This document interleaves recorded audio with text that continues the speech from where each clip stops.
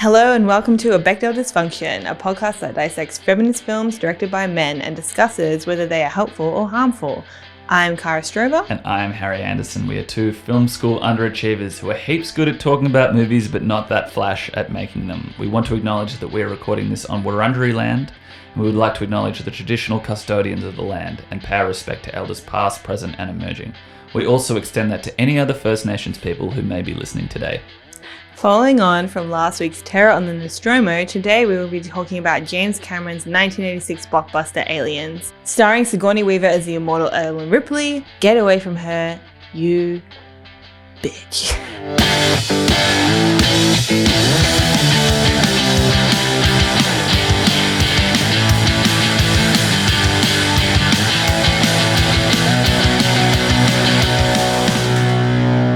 Alrighty, Aliens. 1986, directed by James Cameron, written by James Cameron, David Giler and Walter Hill, starring Sigourney Weaver, nominated for Best Actress for this role. Really? Yeah, I've done my research. What have you done? None. Bodes well. Carrie Henn, Michael Biehn, Paul Reiser, Lance Henriksen, Bill Paxton, and Jonesy the Cat. Decades after surviving the Nostromo incident, Ellen Ripley is set out to re-establish connection with a terraforming colony, but finds herself battling the alien queen and her offspring. Cara, hello. Hi. How are you? I'm good. Good. You thought one alien was bad. Try more than one. This time it's war, I believe. This time it's plural. Yeah. Plural alien. Aliens? Do you know about that story? No. The James Cameron story, which has recently been confirmed in the last sort of 9 months or so. No. So when he was pitching to Brandywine the story, Brandywine, the production company who made Aliens, he got out a whiteboard marker, wrote on the whiteboard Alien, then put an S at the end of it, and then turned it into a dollar sign. And the rest is history. Yeah. Well, he was right. He was very much right indeed. You hadn't heard that before.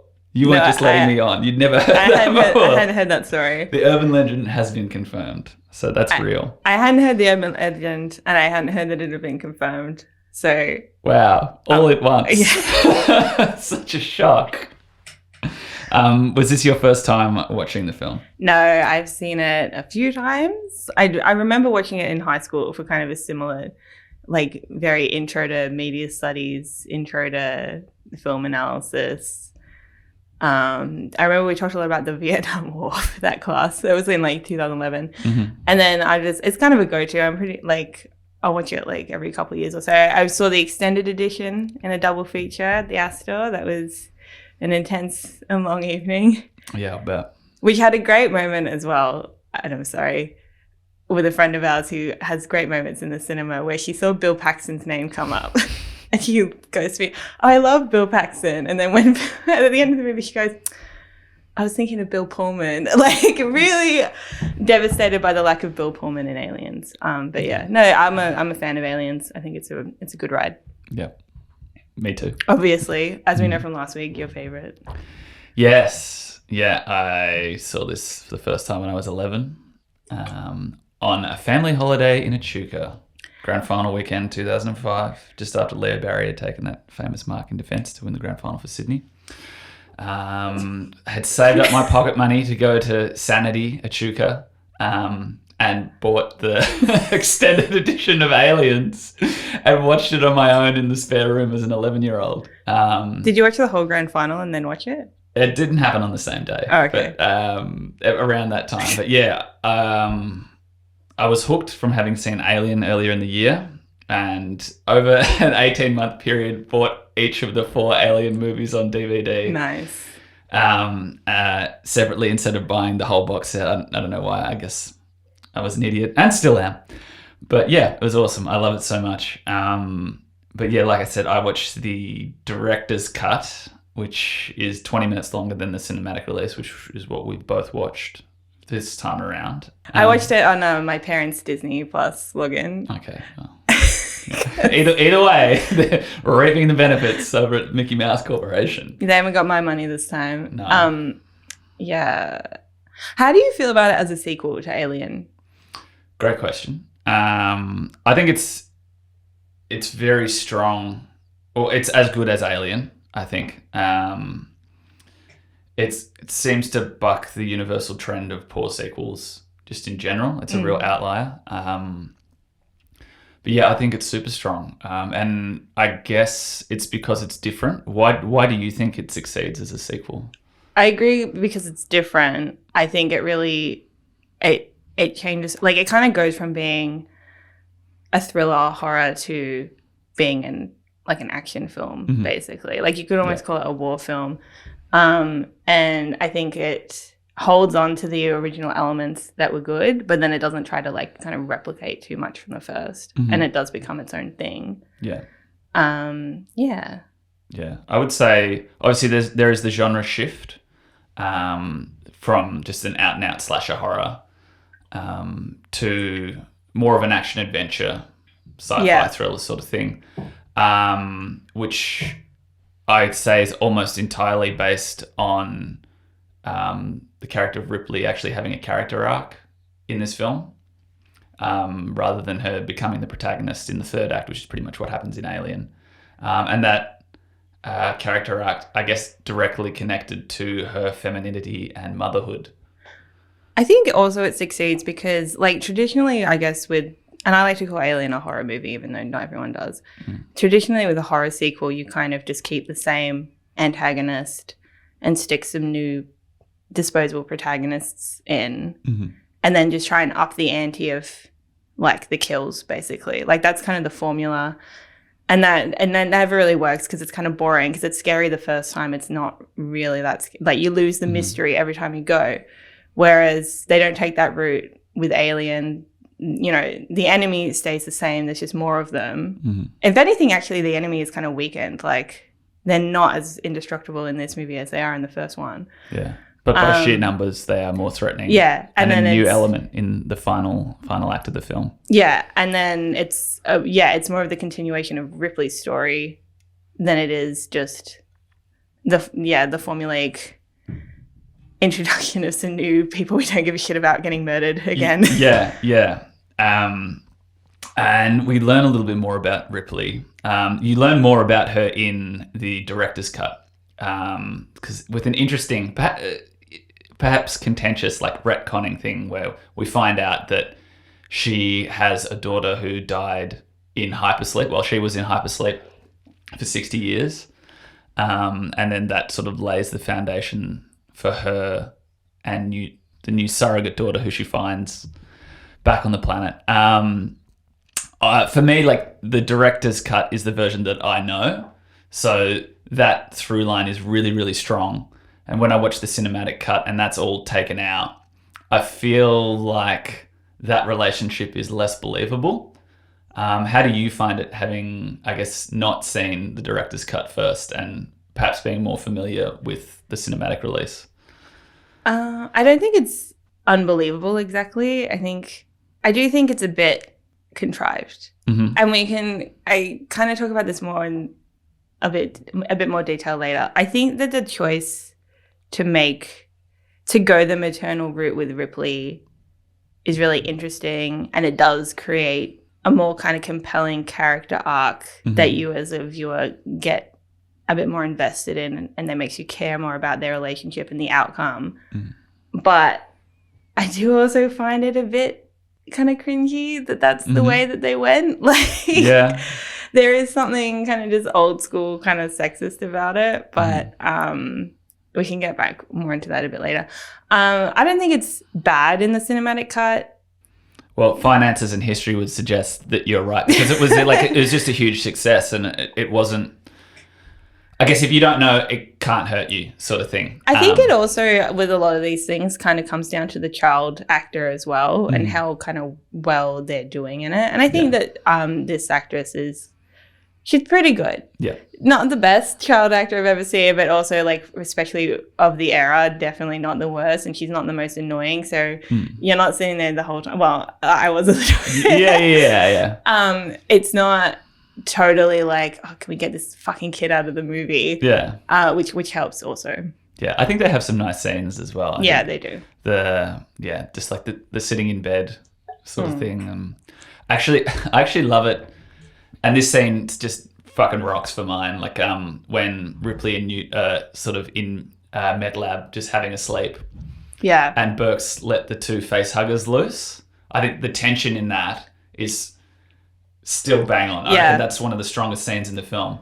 But I also love it when Newt's just like, oh, fuck this, and like nails one of the face huggers to the wall with like a filing cabinet or something. And yeah. Like, okay, no wonder this kid has survived. I think that was another thing I was going to mention. Just something, and this carries over from the last film, but something I think is just so strong about the franchise is how scary the alien is in all its versions. Mm-hmm. Like the face hugger is scary, the chest burster is scary, the adult is scary, and the queen or whatever is scary. And monstrously terrifying, yes. And all in their own ways. I actually remember when I was at the Astor that time, somebody had these plastic face huggers and was just kind of throwing them around at people. And you get freaked out because it's like, what the fuck is that?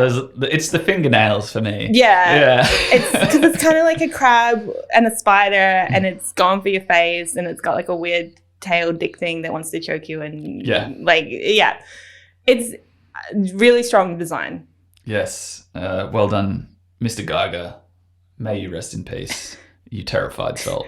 I want to get into nitty-gritty analysing everything, but again, we celebrated last week by talking about favourite moments in Alien, and I think there are just as many like great like cinema-going joyful moments in this. Do you have a particular moment in the film that you're just like, fucking, I'm so glad to be back here. This is a great time.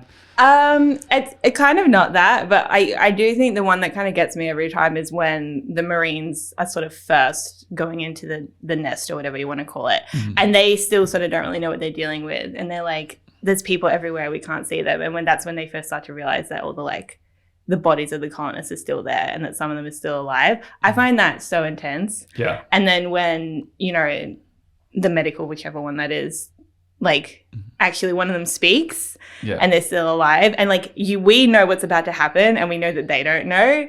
And I think it's a really good twist on the initial chest burster from the first one where nobody knows what's going to happen. Yeah. And in this one, Ripley knows and we know that they haven't been taking it seriously. Mm-hmm. So there's this, it's a really nice kind of parallel to that scene, and the intensity is still really high. So I really love that moment. And I will say, I think the decision to show most of that in like interrupted video feed is really, really powerful because it obviously keeps you guessing, and you see less of people in the costumes attacking, the soldiers, which can pull you out of it. Because I'm a psychopath, I've rewatched Prometheus and Alien Covenant in between all of this. And my biggest issue with both of those films is that they are like way too graphically violent, and you see way too much of the xenomorph just like chewing through people, like horrible, like R-rated gore, which is confronting for sure, but in a lot of ways quite cheap compared to this. And I feel the tension in this movie, which is now like 40 years old, and that scene is great because we see less. That's a very like post kind of Saw sort of thing. You need to kind of notice it. Like it's very 2000s. It's like, we're not going to do tension anymore. We're just going to do shock, intense graphic violence. And that is the same thing. Yeah. I have a whole thing about that, but I won't go. I feel you. What's your big moment that you love? I actually just love all the banter. I like the hand knife thing with Bishop. Bishop, what are you doing, man? That's my favorite. Okay, interesting. I love it so much. I'm surprised, but I love it too. Also, just out from the gate, I do love Michael Biehn. Yeah. Dwayne Hicks is my dream man. It's heavy thirst territory, so I enjoy that aspect as well. Yeah, awesome. Well, you missed out because there's more of that tension, sexual tension in the director's cut. So that's the same as like, I think in the director's cut of Terminator 2 or something, Michael Biehn has a scene. He's getting chopped Bean. Mixed gender military. Okay. Forward thinking or just big corporation KPIs? What's your take on it? And how did you feel seeing that? This is kind of like how I feel about it. It's like feminism as brought to you by the military industrial complex. It kind of doesn't, I don't love it. And like I have a whole, and we've discussed this before, how I feel about representing like war and military and soldiers. I realize this isn't, in strictly speaking, like a war film, but it kind of is in a lot of ways. I would say it absolutely is. And it has a lot of, and this one in particular is like, I don't think you could really argue against the fact that it's pretty fetishistic of the military and the Marines and the weapons and the violence. And I don't know that, like, to me, it's like you don't make that institution better by making it more diverse. Yeah. You make it better by dismantling it. So, yeah. And also, I mean, like, the Vasquez thing as well is like, that woman is not, I mean, the actress who portrays Vasquez is not Latin, like, she's not Latina. She's wearing brown face. Like, it's pretty... You're telling me that someone called Jeanette Goldstein... It's not... yeah. Yeah. Okay, well, do you want to... We can talk about Vasquez and then we'll hop into more about the people who made it. I think the thing about Vasquez is... I mean, I don't know. I haven't really read too much into this or about how, you know... Latina women feel about that character, because some, you know, like you can have mixed feelings about this, because it's like she's a cool character, 100%. and I do enjoy her. I enjoy her on screen. I kind of like her little character arc she gets with Gorman. I like how she gets a heroic sacrifice, but you can't dismiss out of hand that, you know, it's a misstep. It's a huge misstep. It's hugely inappropriate. And the movie would be better. Like, yeah, either they cast Jeanette Goldstein in a different role or they cast a different actress in that role. Like, it's, yeah. That's all I'll say on that. We condemn wholeheartedly the use of brown face, black face, yellow face. We do not approve. Yes. Unanimously brought to you by Disney+. Hold on. So did Disney buy the rights? Like, is that why they've got it now? I'm not sure. I really don't know at all. Okay. All my research went into finding out who made this film. It was up in the air whether this was going to get a sequel or not. James Cameron met with David Guile and Walter Hill, the producers of the first two, and I quote, this is from a Time magazine article from 1986, gave him the brief of Ripley and soldiers. That was their brief to him. It's like, just come up with something, Ripley and soldiers.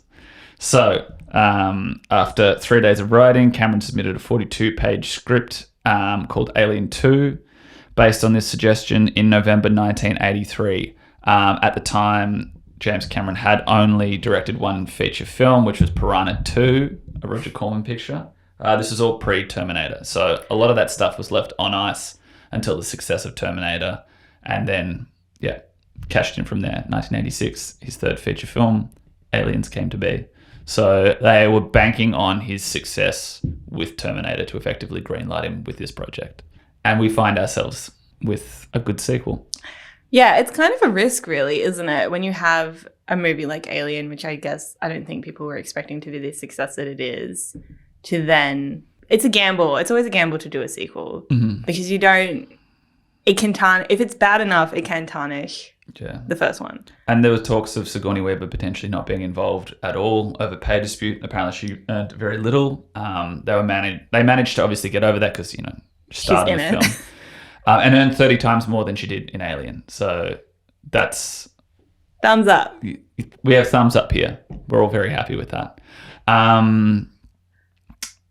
So, I mean, let's talk about James Cameron for a bit, and we can just paraphrase because we're both pretty aware of his filmography. We're big fans of Terminator. He likes water. He loves water. Loves the submarine. Loves going deep. He's a big wet boy. He loves... That's mostly what I know. What's mostly what I know about him is he made some movies I like, loves water, and I've heard he's an asshole. Yeah. Like, notoriously... difficult to be around. But has a back catalogue of some incredibly strong female characters as well at the same time. And you know what? It's not a crime to be an asshole. No. But it would be better if he wasn't, I suppose. Yeah, I have this thing about James Cameron where he's done the most and the least for humanity all at the same time. And yeah, I don't know if that stays in or not, but anyway. We know he has strong female characters in his back catalogue. Sarah Connor. I think Rose in Titanic is particularly strong. And I actually, the scenes with her and her mother talking about, I don't know what it means to be a woman when she's effectively being sold off for marriage, for status. They're really, really fucking strong and very, very well directed. It's really, I think people kind of forget like that Rose is the protagonist of Titanic. Mm-hmm. Like she's the real central character. Yeah. Actually, people probably don't forget that, but yeah, she is. Kate Winslet. Mm-hmm. Yeah, it's all great. It's all her story. It's all from her perspective as well. I have another quote from that Time magazine article from 1986, which is called, I better read the title out. Yeah, credit. By Richard Schickel. It's called Help, They're Back. Time magazine. Big publication. Yeah. Cameron has said that he does not like cowardly female characters and removes their expected protectors to force them to fend for themselves. He called the overuse of male heroes as commercially short-sighted. In an industry whose audience is 50% female, and this is an interesting one, where 80% of the time women decide which film to see. I'd love to see his research into that. But, I mean, yeah, that you kind of get all of the James Cameronisms in that sort of bullish, brash attitude towards, well, just a concrete belief in what he thinks and quite a lot of arseholism coming out of it all at the same time. Well, that was interesting. I was going to mention as well, I really liked, or I enjoyed how Bill Paxton kind of took on the hysterical woman role. Like Hudson is really the Lambert of this film. Yes. Oh, I've got a good line. A good summation of Hudson. Would you finish and then I'll do my Hudson? No, that was basically it. As I like that. I mean, because even still Lambert, she still kind of does everything and it's asked of her just while crying the whole time, and that's kind of the same for Hudson. Yeah. My note was that Hudson is the sexual insecurity barometer for the entire movie.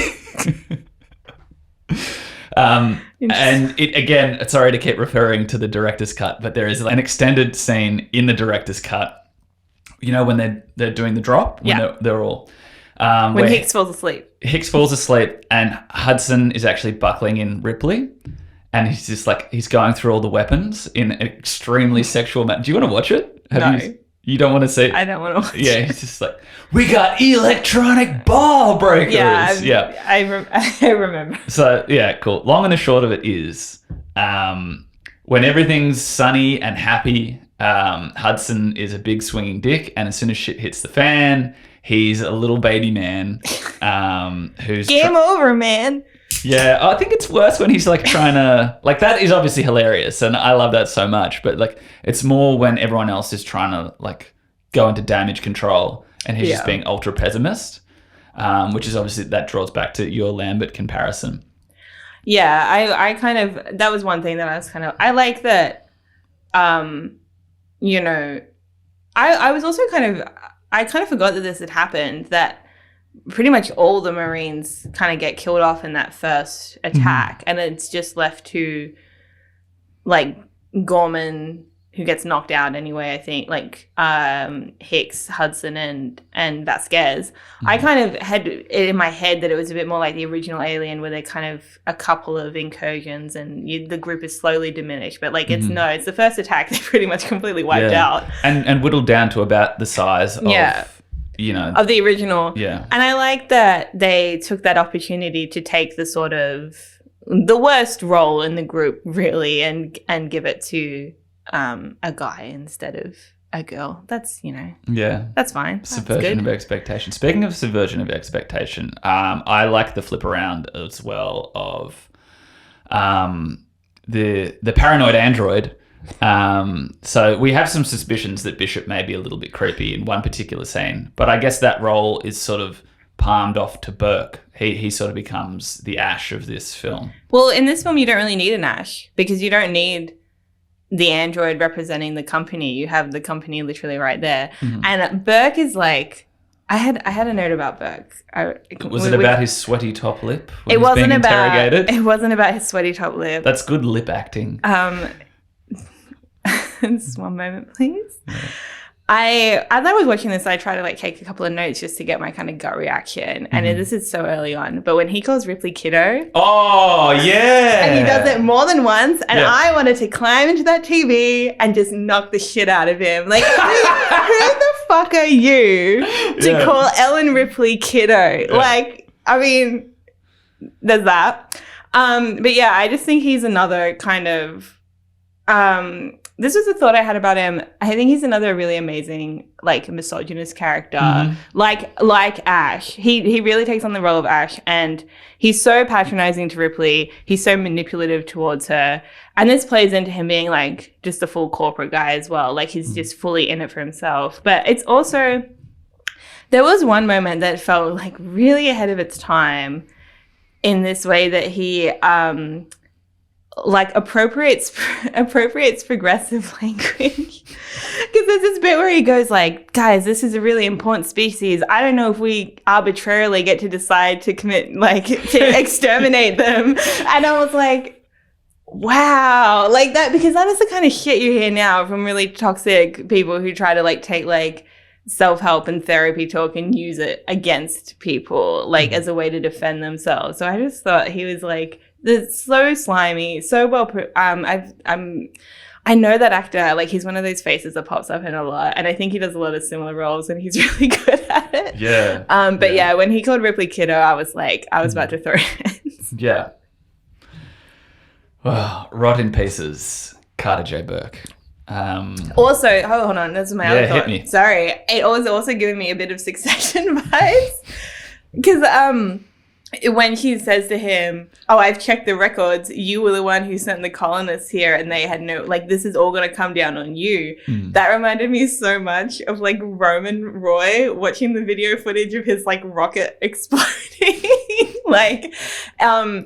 and like. We shouldn't laugh because it's not funny, but it does kind of come. He is such a good, and I think really true to life representation of like the dangers of capital and being obsessed with money, and money is the bottom line, and people don't matter. It feels very real, unfortunately, and it's as slimy as he makes it look. Like, I kind of like that he's not glamorized in any way, because I think a lot of the time, especially in the 80s when this came out, like yuppie culture and everything. Yeah, and that's like the age of Wall Street, which was a movie which, that's another classic kind of Fight Club movie, a movie that's supposed to be, critical of these kind of people. And you know who fucking loves it? Fucking finance people. They love that shit. They love Gordon Gekko. And so that's why I think it's a bit of a risk sometimes to go with the, look at this super sexy, exciting guy, and also isn't he bad? Whereas in this, he's just like a loser. And he's just there being slimy. He tries to kill Ripley and a child. And she still manages to outwit him and beat him. So, you fuck that guy. Yeah. You get a nice little timely xenomorph popping out of the red light and the slidey door just to sort him out. The way that he's just constantly out. I mean, when he kind of left them again and he escapes to the med bay, all I'm sitting there thinking is, what is your plan? What are you going to do next when they all die? Yeah. And it's just you there. Yeah. I also love it when they're all interrogating him and Ripley's like, and then when you're all in your pods, he's going to fucking kill you then. And they're like, hey, he is going to do that. Let's get him. Yeah. Which, I mean, probably would have happened, but it's also just like, it is jumping to conclusions. But I did like that. Yeah, but sorry, and going back to Bishop, it's like you don't need kind of Ash doing that role anymore because you've got Ash's boss, basically. And I like the misdirection with Bishop. I like, because whenever a robot says it's impossible for me to kill a human, you should immediately be on guard when they say that. Yeah. And then also he does have that similar kind of fascination with the creature, but he comes good in the end. And even when he's ripped in half, he still manages to save Newt. So we're pro Bishop. We're pro Lance Henriksen. Yeah. Get him back here to do some more IMAX ads with fish falling from the sky. I can't believe that was. I remember those ads. I can't remember that he was in them. More references from 2005. I'm always good for that. Love that. Well, we know that ad has aged well, but has this movie aged well in your opinion? This is tricky for me. Yes and no. I think obviously we've already touched on like Vasquez is bad, and for me the military stuff, I don't love it. But other than Vasquez specifically, there aren't these kind of huge cringe moments. I think it avoids like the one in Alien. Yeah. Because even though it does have her in like a singlet and underwear at the end, there's just something about it and the way that it's shot and the actual specifics of the clothes that she's wearing that feels so much less sexualized than it does in the first one. Yeah. So I think in terms of cringe moments, it doesn't have as many. Yeah. I think that was a conscious effort from Cameron. I've come across an interview with him just during the week when I was doing research for this, where he said, yeah, that was a specific issue that he took umbrage with when seeing the original film and commenting that it was purely the male gaze. With no added benefit for the film. Yeah, I think my only criticisms of things that have aged poorly are based on style. I think that this movie is much more 80s than Alien is 70s in terms of its look and feel. Just in terms of, you know, like the product placement with like the shoes and I didn't even notice that. Yeah, she's got some snazzy Reebok sneakers on. But I also think Alien, just because it's so confined and shot anamorphic, it just looks very slick. But yeah, I don't think, and this is nerdy film stuff now. It's not actually all that much in context to what we want to talk about. But I think some of the miniatures look a little bit clunky as well. Like the cutting back and forth between the miniatures. And this is, you know, probably like the 50th time that I've watched this movie. That it doesn't look that great. But yeah, that's fine too. Yeah, I think probably some of the, I don't even know if it's VFX or SFX are probably less effective than the first one. And I think it's the same thing. It's because as the scope gets bigger, this is a wide, like, you know, the first film was basically on one ship. This is expanding the scope, expanding the amount of aliens. So you have to do more, so there's more room for cutting corners or cheapness. And I guess you could also maybe talk about, like as we said before, there are more aliens, and because there are more aliens, an individual alien is less of a threat. Yeah. But I don't really care about that because I think the style of the monsters is great. I actually think it's really strong. I don't really care. Like there are some nerds who will go on about like, well, they shouldn't have lasted as long as they did at all because if one alien is this much of a threat.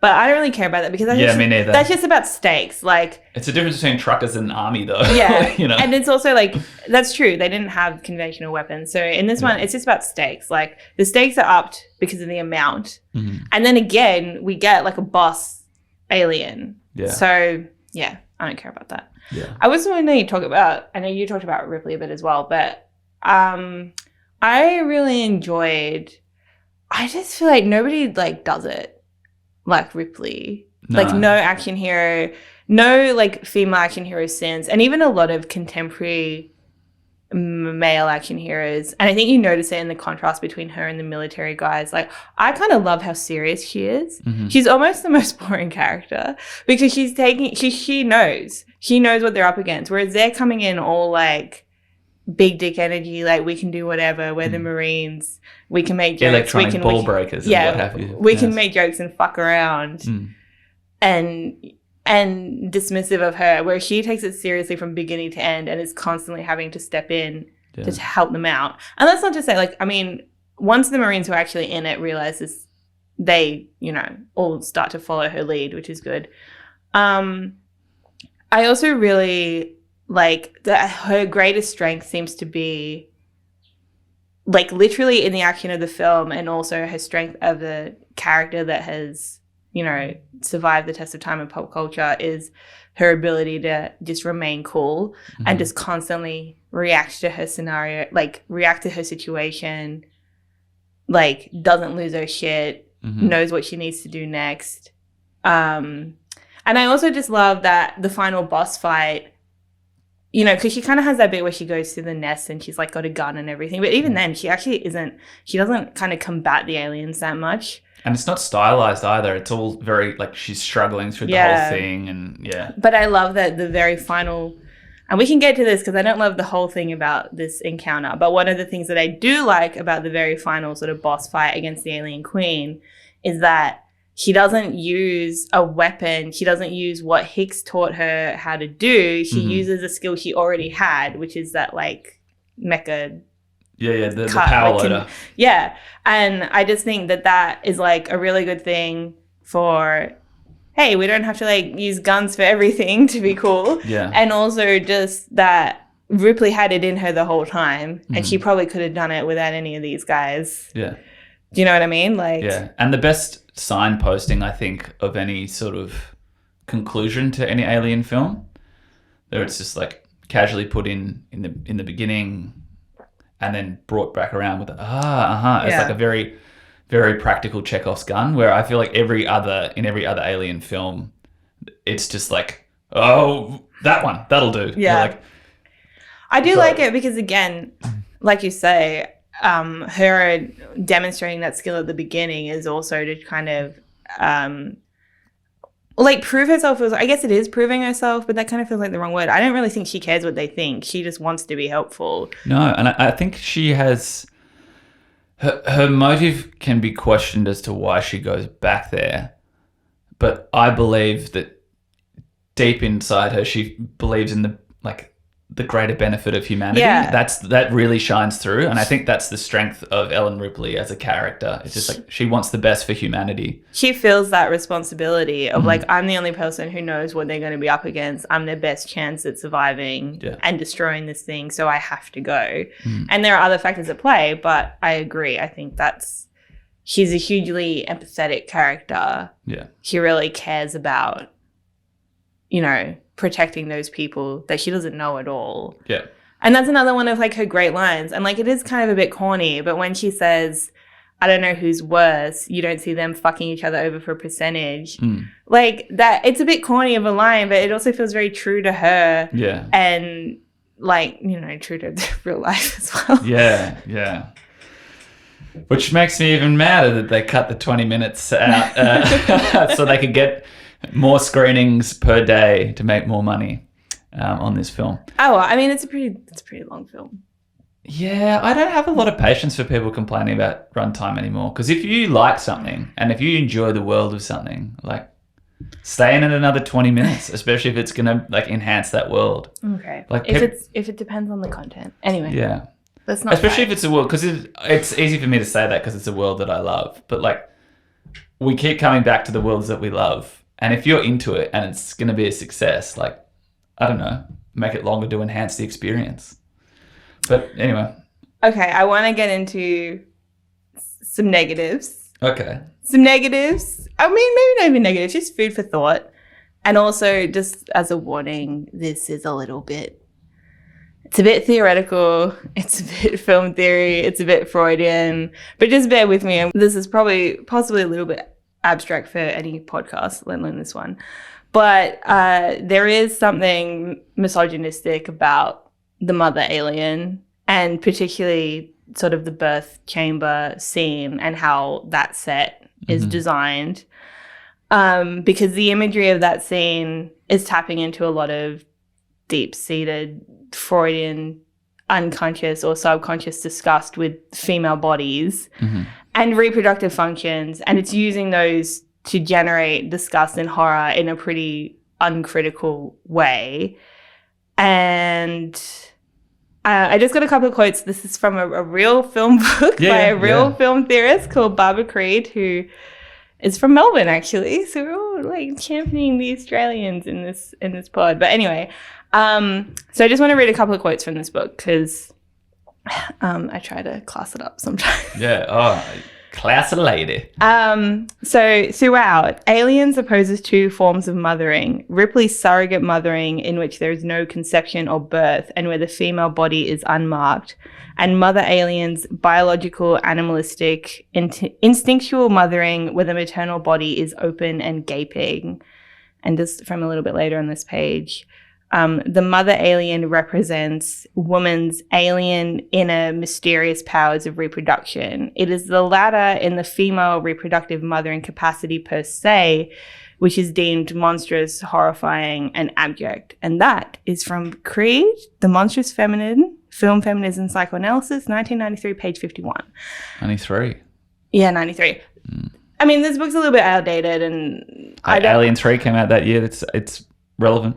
And I don't always agree, and especially with Freudian, like, psychoanalysis of film, I don't know. Sometimes I'm like, a stabbing is just a stabbing.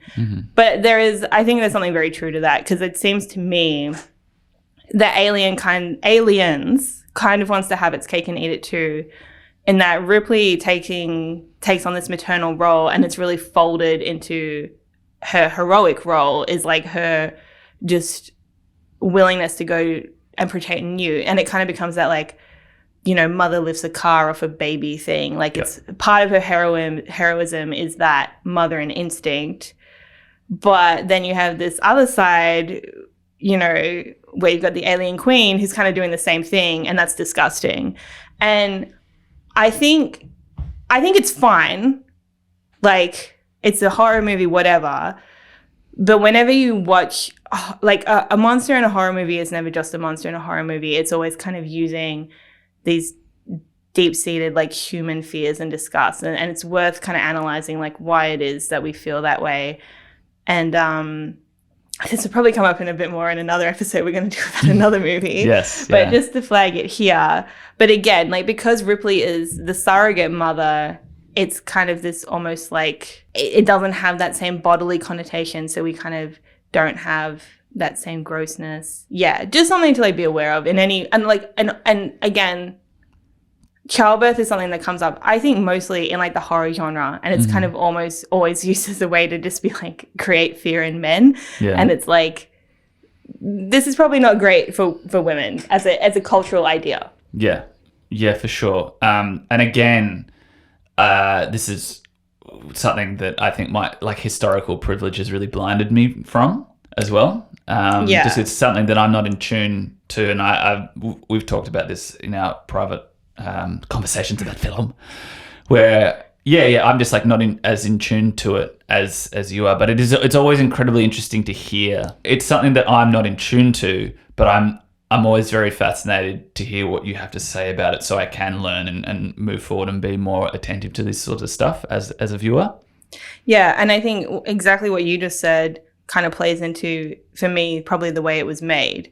In that, to me, it's really obvious that a man made this and was the creative force behind it, because they're playing with these ideas and they're trying to do something positive, and they've just completely, like, dropped the ball on what this other part. They've sort of tried so hard with Ripley, and they've injected mothering into this part of Ripley and tried to portray it in, like, a progressive or feminist way, which I think is also debatable. Like, I mean, I always find depictions of mothering in I don't know, kind of weird. But then to just completely play straight into childbirth is gross, women's bodies are gross, reproduction is gross, with the mother alien.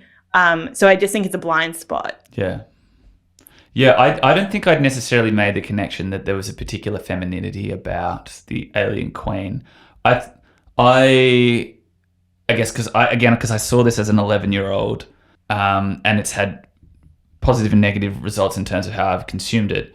Where it's just like, for me, it was always very particularly, like, insecty, sluggy kind of thing. I didn't necessarily draw any sexual connection to it until, you know, I was much older and was sort of looking at Geiger, because the xenomorph itself is very sexual in terms of male representation, and it's almost like they've gone back on the threat of the xenomorph is that it's a phallic object killing men, and I think there's an innate fear that comes from that. That was the initial intention from guys like Dan O'Bannon, who came up with the original concept of it.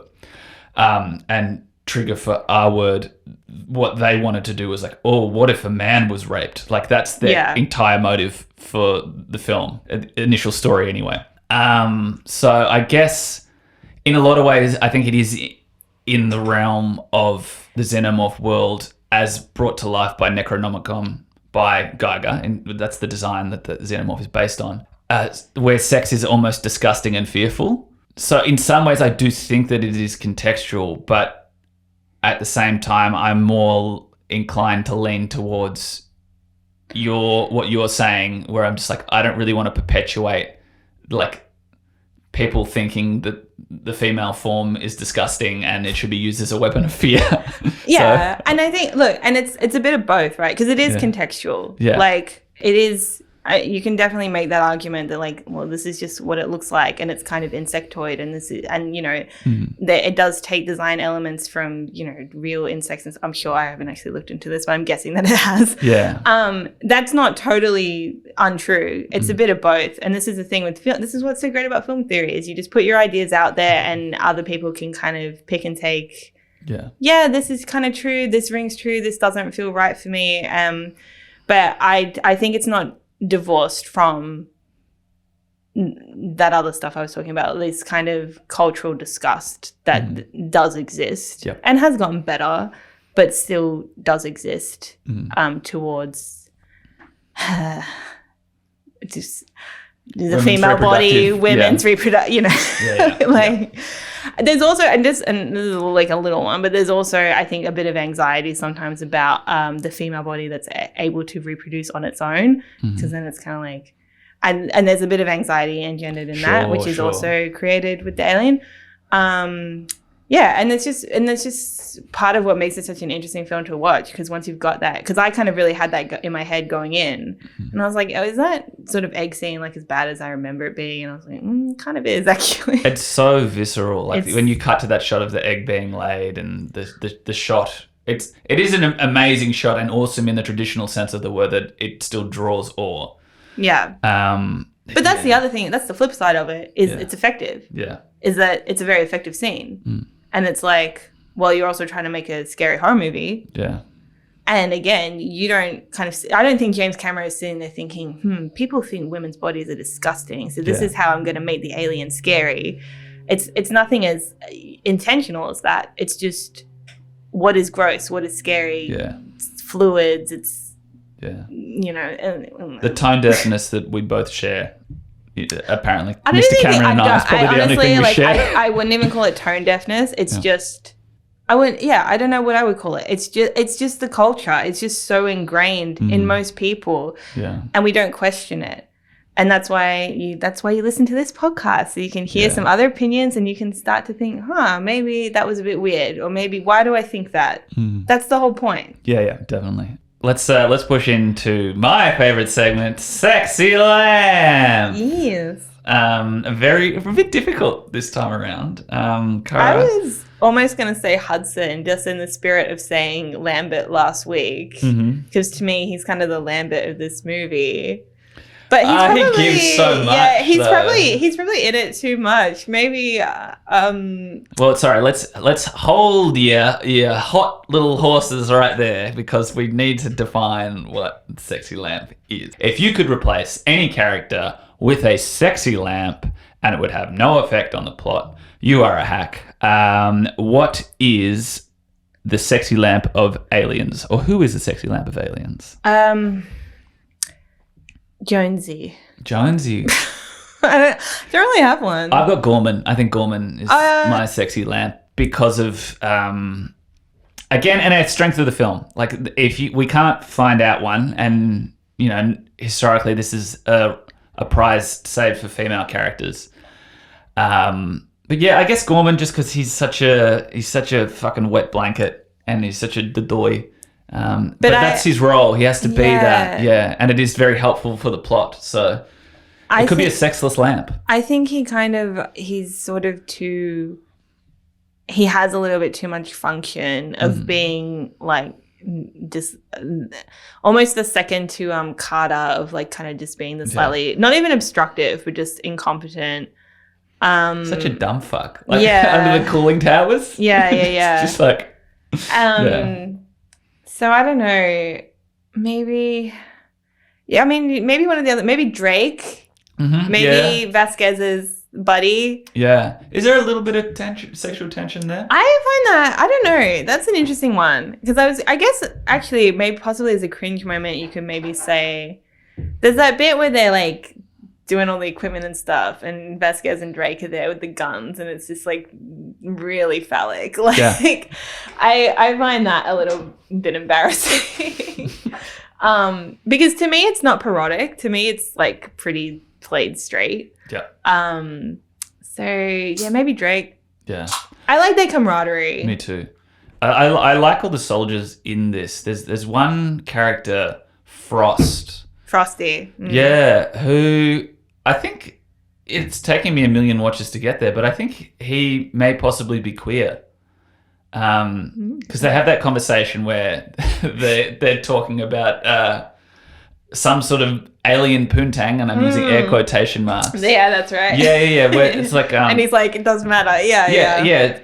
Yours was a man. He's like, and yeah. But he also has on his armor, I noticed, because they all have drawings and writing on their armor. Here's a love heart with a Cupid's bow through it that says Heath, which is more often than not a male name. Yeah. Yeah, I just sort of picked up on it. I was like, oh, okay. And just in terms of if that is in fact the case, if that character is queer, great to see like a positive, super masculine, not necessarily like stereotypical... The sissy, yeah. So like obviously, particularly through the 80s, like Reagan era, a particularly homophobic time, it's nice to see like a nonchalant, like queer representation in the masculine form on screen, if that is indeed the case. It just warmed my little Cupid bow's Heath heart.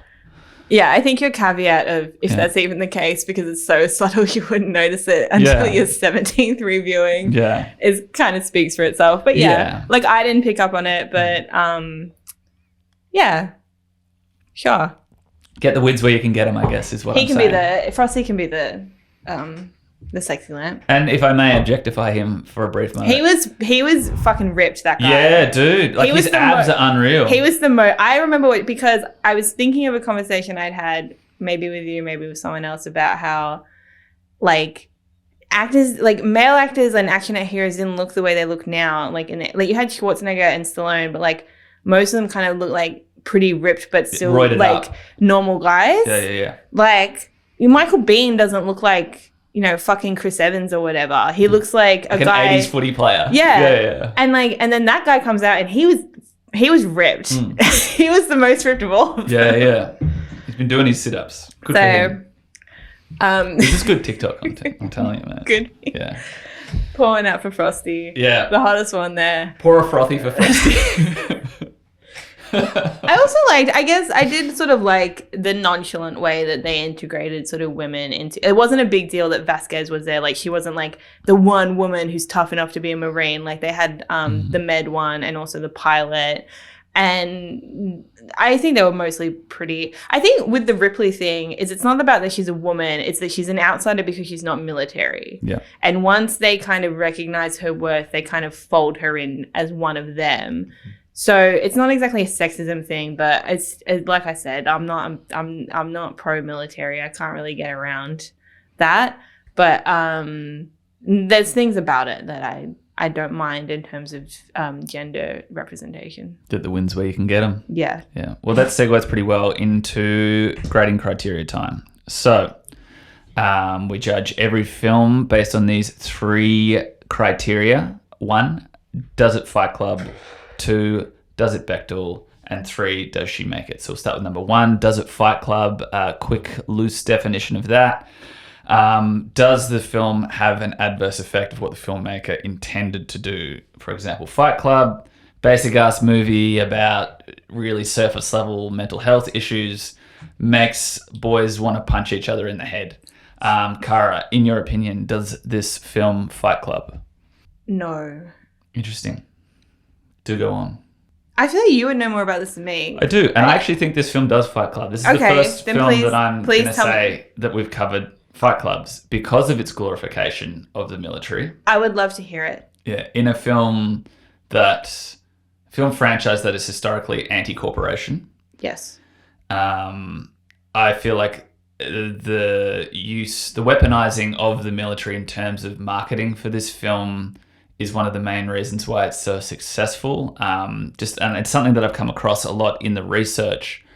The making of for Aliens, which is a 90-minute documentary, has 45 minutes, the first 45 minutes, explaining all the weapons that are in this film, which is a fair indication of the fan service that it wants to get out there. Look, that's one thing for guys to fetishize over that. The other thing is...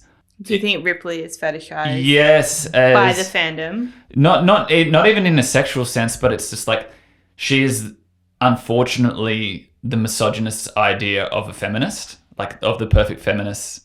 Right. Because she doesn't talk about feminism. Yeah, okay. Yeah, she doesn't complain about her situation. Look, I'm talking directly in reference to a video that I sent through to you, a very successful video from a YouTube channel called Collative Learning, which is just fucking nasty, narrow-minded shit. It's called 10 Reasons Why Alien is the best feminist film of all time. Told by a fucking 45-year-old man. And I would like to read through the points that this person uses just to get your reaction. This will be good. 10 Reasons Why Jim Cameron's Aliens is the best feminism movie ever made. I also love when a YouTuber uses like a nickname for a director as if... Yeah, he's his buddy or something. Yeah, like they're mates. Yeah. Fuck you. Jim Cameron doesn't give a shit about you. Okay, so leads men by positive example. Believable attributes, which is directly referring to her physical form.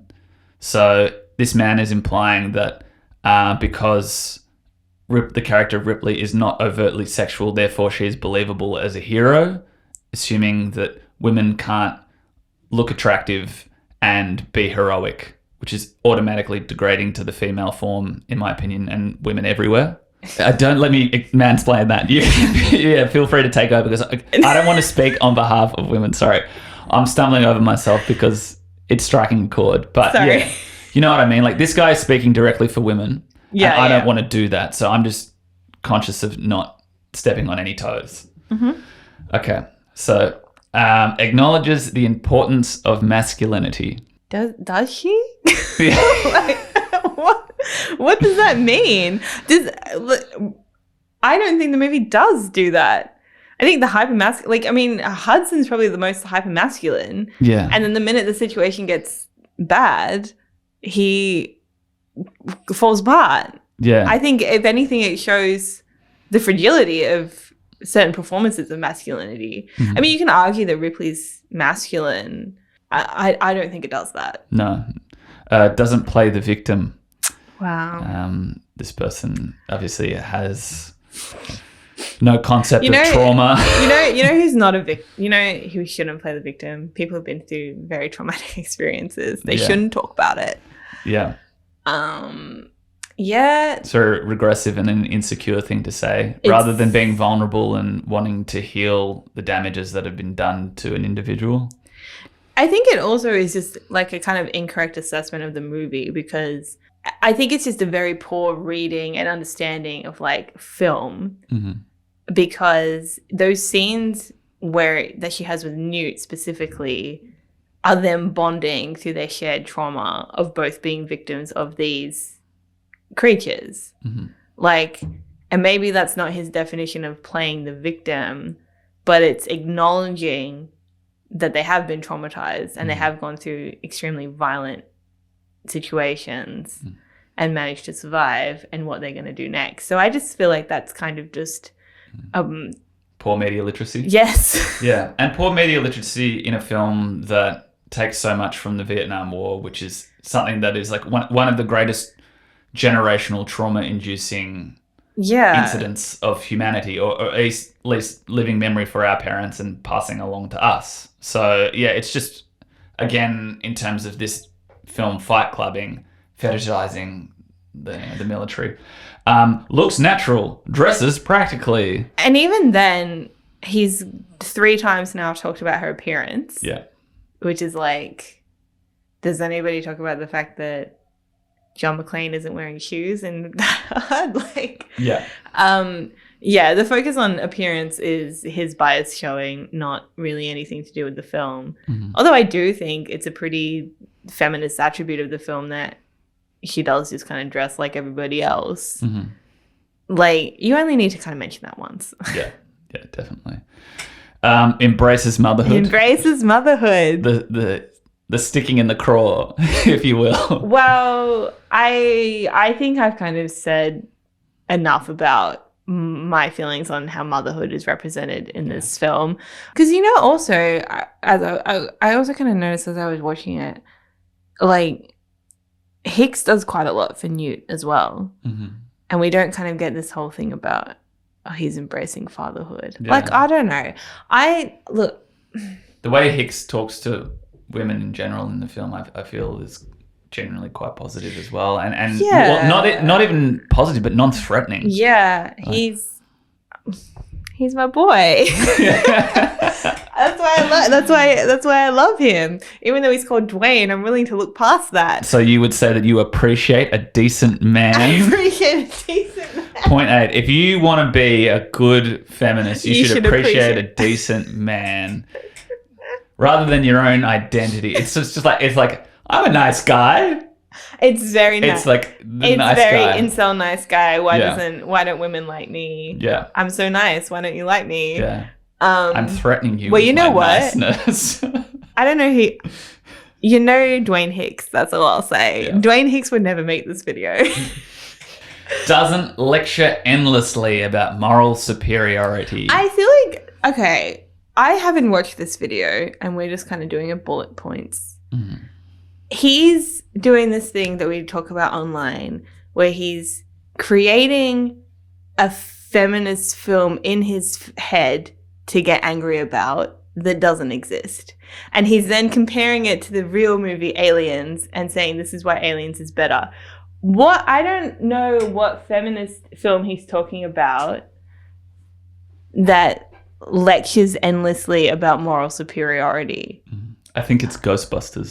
the original. The cinematic masterpiece, 2016 Ghostbusters. But I'm sorry, even Ghostbusters 2016 doesn't do that. You're telling me that a light-hearted comedy isn't going to erode the fabric of society?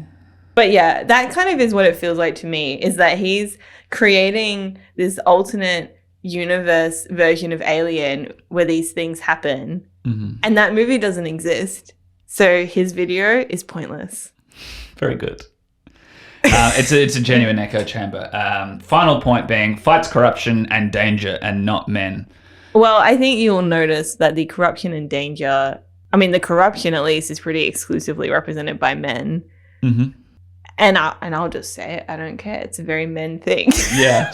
Like, fuck you. Well, the Weyland-Yutani Corporation is only represented by males throughout the entire franchise as well. So basically his video is it's not about feminism, which is women being better. It's about equality. And that's just the perspective of an idiot.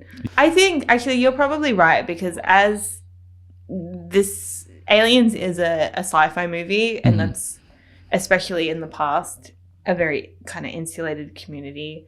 Yes. Of, you know, sort of, I don't know. Some of the greatest sci-fi writers of all time would also be some of the greatest misogynists. Philip K. Dick is a great example of that. So I think, actually, you're probably right. It does Fight Club. And I just choose not to know about it. Is that okay? That's perfectly fine. Get a dog up your collative learning, you fucking piece of shit. Okay. Enemy of the pod. Enemy of the pod. We're coming for you. We're going to fucking dox you, you rat. Does it Bechdel? It does indeed Bechdel.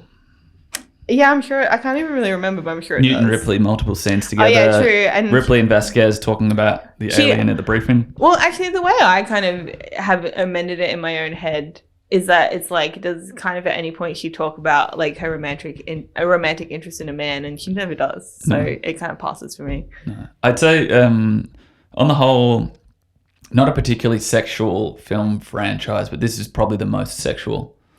I reckon the third one's. Oh yeah, forgot about that. Yeah. Yeah.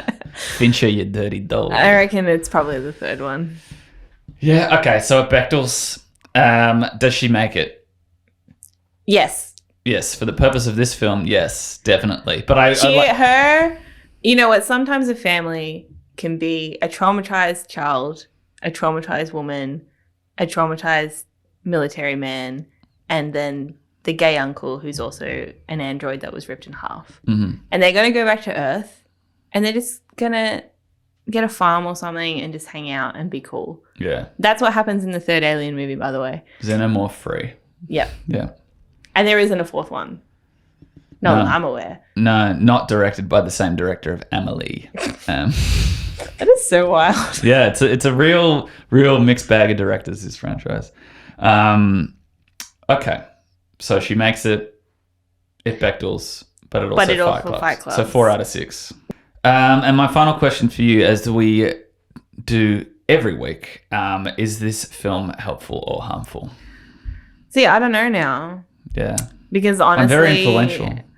Because I was going to say yes, but when I think about the stuff I was talking about before and then reflect now on, sort of fandom elements of the sci-fi genre and of Aliens as a series, and then also all the military fetishistic stuff. So I kind of don't know if I can say that outright that it is positive. I don't want to say that it's a negative, but I also can't say that it's a net good. Yeah, I would say all the reasons that we've discussed for Fight Club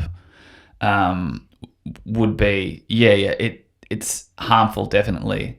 But thinking in terms of positive representation of female action heroes, it is truly groundbreaking. And the legacy of that moving forward is outstanding. And it's something I guess we can't take for granted. And this is the movie that solidifies Ripley in that role. Mm-hmm. And kind of partially defines like Sigourney Weaver's career. Like Sigourney Weaver has gone on to do so much different stuff that I don't think you can kind of label her as one thing. But like she will also always be remembered as Ripley. Yeah. Oscar nominated role. That is crazy to me. I didn't realize that. But I think he also campaigned really hard for Linda Hamilton to get an Oscar nom for Terminator 2, I think. Mm-hmm. And that's another thing that I love. Like, at least he goes for it. He's like, why isn't this performance worthy of an Oscar? Yeah. If Rocky is still Sly Stallone did he get one for Rocky? I'm making sure. Yeah, for writing. Yeah. Best picture. But yeah, so I can appreciate that, but there are so many kind of disparate elements of it that I kind of feel like I might have to grade it as a no if you're going to force me. Yeah. No, I completely understand. But yeah, I think from this I feel like Cameron does a similar transformation between the two Terminators, with Linda Hamilton and Sarah Connor. So Sarah, I guess, very much in the first Terminator, which is a slasher film, where Sarah Connor is the victim of circumstances and survives through her sheer will and determination. Then coming around into the second film, she is more of an action hero rather than a circumstantial slasher victim. And I think is amped up beyond the realms of Ripley in this. And you do deal with themes of motherhood and what have you. But yeah, I do think that sort of character goes from strength to strength to where we are now as a result of this film. So, crawled so we could run, as far as I'm concerned. You're giving it a pass? I think it's more helpful. I think the legacy of this film, and you can see it in the multiple articles that are written about it, every time it comes back around, is like the legacy of Ellen Ripley as a character, as an inspirational character, is far greater than the insular circles of people talking about, fuck, guns are sick. Okay. I'm still probably going to have to, just on balance, give it a no. Mm-hmm. But I don't feel that with my heart. That's an intellectual decision. Yep. With my heart, I really like Aliens as a movie. Same, and I'm entertained by it every time. So, it has a special place in my heart, for sure. So, yeah. Interpret that how you will, valued listener. Yes.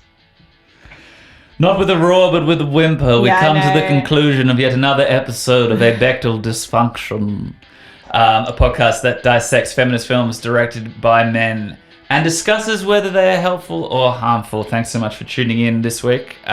We will be back next week with another installment. Catch you then.